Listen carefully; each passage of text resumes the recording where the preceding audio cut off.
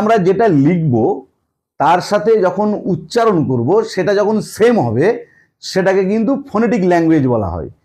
আর নন phonetic language মানে লেখার সঙ্গে উচ্চারণের কিন্তু সব সময় মিল হবে না, সেটাকে নন ফোনেটিক ল্যাঙ্গুয়েজ বলা হয়।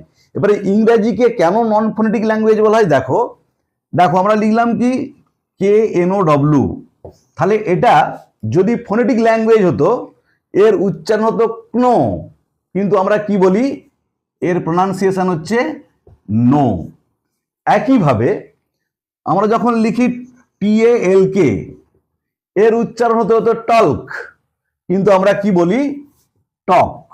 তাহলে যখন লেখার সঙ্গে প্রোনাউন্সিয়েশন উচ্চারণের পার্থক্য থাকবে, এক হবে না, সেই ভাষাগুলোকে বলা হবে নন ফোনেটিক ল্যাঙ্গুয়েজ।